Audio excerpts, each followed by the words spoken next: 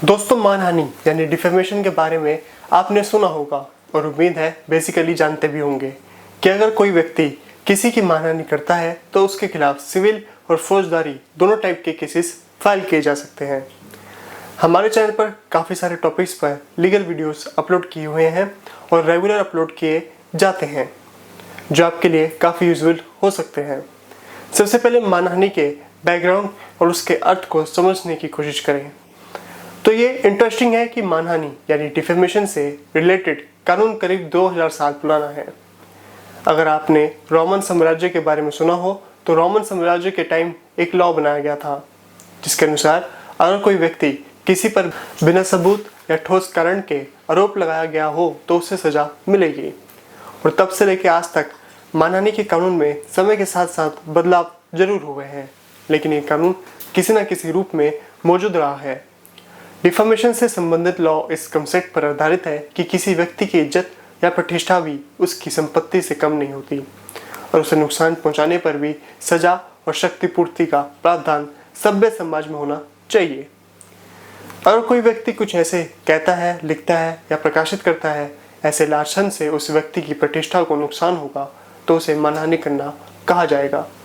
हालांकि इसी सेक्शन में डिफेमेशन को बहुत डिटेल में बताया हुआ है, लेकिन मोटे तौर पर मानहानि के लिए जो चीज़ें ज़रूरी है अगर उसकी बात करें तो पहली बात यह है कि मानहानि करने वाले व्यक्ति का या तो इंटेंशन ही किसी अन्य व्यक्ति या संस्था के ख्याति को नुकसान पहुंचाना है या फिर उस व्यक्ति को पता है कि उसके ऐसे स्टेटमेंट या पब्लिकेशन से किसी व्यक्ति या संस्थान की प्रतिष्ठा को नुकसान हो सकता है। कहने का मतलब यह है कि मानहानि के लिए इंटेंशन होना जरूरी नहीं बल्कि केवल नॉलेज होना भी पर्याप्त है। दूसरी बात यह कि मानहानि बोले गए शब्दों से भी की जा सकती है, पब्लिश किए हुए लेख से भी की जा सकती है, इशारों से भी की जा सकती है और किसी व्यक्ति से संबंधित कोई चित्र, कार्टून आदि बनाकर भी की जा सकती है।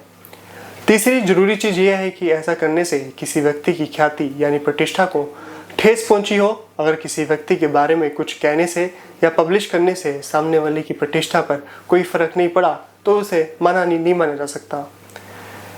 ये भी इंटरेस्टिंग है कि मानहानि किसी व्यक्ति की ही नहीं बल्कि किसी संस्थान, फर्म, कंपनी वगैरह की भी हो सकती है। यहाँ तक कि मरे हुए व्यक्ति की भी मानहानि हो सकती है और इसके लिए मरे हुए व्यक्ति की उत्तराधिकारी केस फाइल कर सकते हैं। अब बात करें कि मानहानि के लिए कानून में रेमेडी क्या है, तो इंडियन पेनल कोड की सेक्शन 500 के अनुसार मानहानि करने वाले व्यक्ति को 2 साल तक की कारावास की सजा हो सकती है। पुलिस को सीधे एफआईआर दर्ज करने का अधिकार नहीं होता।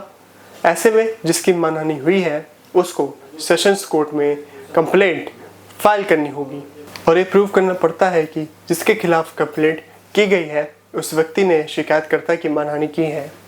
साथ ही कोर्ट से कंपेंशन दिलाने की मांग कर सकते हैं।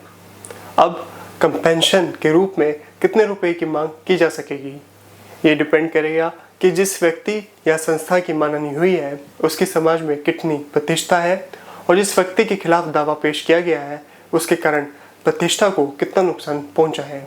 हालांकि सब जानते हैं कि प्रतिष्ठा का मौद्रिक मूल्यांकन करने के लिए कोई निश्चित मापदंड नहीं हो सकता, लेकिन सिविल कोड कुछ फैक्टर्स पर काम करके ये तय करता है कि कितने रुपए की मानहानि हुई है।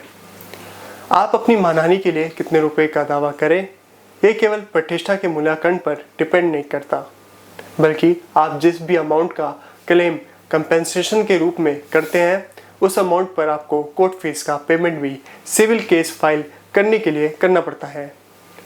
कोर्ट फीस हर स्टेट में अलग अलग होती है, जनरली 2 से 8% के बीच होती है। आपने सुना होगा कि किसी ने 1000 करोड़ रुपए की मानहानि के लिए नोटिस भिजवाया था। मतलब मानहानि के लिए कंपेंसेशन की कोई सीमा नहीं है। बस 2 चीज़ ज़रूरी है। पहली तो ये है कि आपको कोर्ट में साबित करना पड़ेगा कि आपकी इतने रुपए की मानहानि हुई है।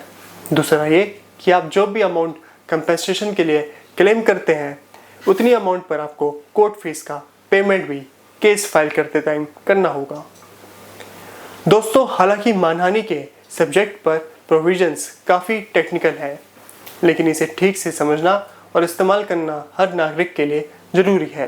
अगर आपको ये वीडियो पसंद आए तो लाइक करें, शेयर करें और सब्सक्राइब जरूर करें। और हाँ, नीचे कमेंट करके बताएं कि अगला वीडियो किस टॉपिक पर चाहते हैं।